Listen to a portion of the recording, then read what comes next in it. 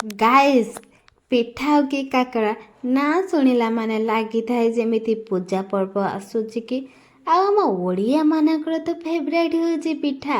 କାହିଁକି ନା ଆମ ବର୍ଷ ସାରା ତ ପୂଜା ପର୍ବ ଆଉ ଆମେ ବନେଇବା ବି ପିଠା ଆମର କେମିତି ଫେଭରାଇଟ୍ ନ ହେବ। ଆଜି ମୁଁ ବନେଇବାକୁ ଯାଉଛି ସୁଜି କାକରା। ସୁଜି କାକରା ତ ବନେଇବା ବହୁତ ଇଜି ଆଉ ସିମ୍ପଲ୍ ଆଉ ଖାଇବାକୁ ମଧ୍ୟ ସେମିତି ଟେଷ୍ଟି ସୁଜି କାକରା।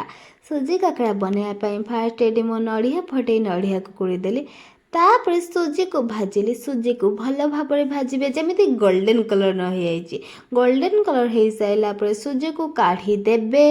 ତାପରେ ସେଇ କଡ଼କାରେ ପାଣି ଦେଇ ଗୁଡ଼ ଦେଇ କିଛି ସମୟ ପର୍ଯ୍ୟନ୍ତ ଚଲେଇବେ ଦେଖିବେ ଭଲ ଭାବରେ ହେଇଛି ନାହିଁ କେମିତି ଜାଣିବେ। ପାଣିରେ ଗୁଡ଼ ପକେଇ ଦେଇ ଦେଖିବେ ଯେମିତି ଗୁଡ଼ ଟାଣ ହେଇଛି ନାହିଁ। ଯଦି ବି ଟାଣ ହେଇଯାଇଛି ଜାଣିବେ ପରଫେକ୍ଟ ବନିଛି। ତାପରେ କୋଳିକି ରଖିଥିବା ନଡ଼ିଆକୁ ପକେଇଦେବେ ସେଥିରେ। ପକେଇ ସାରିଲା ପରେ ତାକୁ କିଛି ପର୍ଯ୍ୟନ୍ତ ଚଲେଇବେ। ହେଇସାରିଲା ପରେ ତାକୁ କାଢ଼ିଦେବେ। ତାପରେ ଭାଜିକି ରଖିଥିବା ସୁଜିକୁ ପକେଇବେ। ପାଣି ଟିକେ ଟିକେ ଦେଇ ଚଲେଇବେ। ଏମିତି କଲେ ସୁଜିଟା ଭଲ ଭାବରେ ହେବ ଆଉ ପରଫେକ୍ଟ ବନିବ। ତାପରେ ତାକୁ କାଢ଼ିଦେବେ। ଗରମ ଥିଲେ ତାକୁ ଭଲ ଭାବରେ ଚକୁଡ଼ିବେ।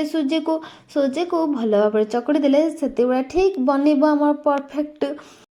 ସୁଜିକୁ ଚକୁଡ଼ି ସାରିଲା ପରେ ରଖିଥିବା ବ୍ୟାଟର ଆମେ ଯେଉଁ ଗୁଡ଼ ଆଉ ନଡ଼ିଆ ଗୁଡ଼ଟାକୁ ଦେଇଦେବେ ତା ଭିତରେ। ତାପରେ ତାକୁ ସେମିତି ବନେଇଦେବେ ଯେମିତି ବନାଯାଏ ସୁଜି କାକରା ଗୋଲ କରିଦେବେ। ତାପରେ ତାକୁ ସାଇଜ୍କୁ ନେଇ ଆସିବେ। ହେଇଗଲା ଆମର ସୁଜି କାକରା। ସୁଜି କାକରା ତ ଦେଖିଲେ କେମିତି ଶୀଘ୍ର ବନେଇଗଲା। ଆପଣମାନେ ବି ଏମିତି ଶୀଘ୍ର ବନେଇକି ଖାଆନ୍ତୁ ଆଉ କୁହନ୍ତୁ ଆପଣମାନଙ୍କୁ ମୋର ଏଇ ରେସିପିଟି କେମିତି ଲାଗିଲା।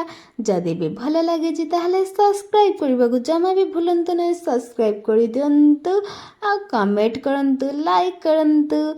ଦେଖିଥିଲେ ତ ଆପଣମାନେ ମୋର ସୁଜି କାକରା ହେଇଯାଇଛି ରେଡ଼ି। ଏବେ ମୁଁ ଖାଇବାକୁ ଚାଲିଲି। ଆଉ ଆପଣମାନେ ବନେଇକି ବି ଏମିତି ଖାଆନ୍ତୁ ଆଉ ମୋତେ କୁହନ୍ତୁ।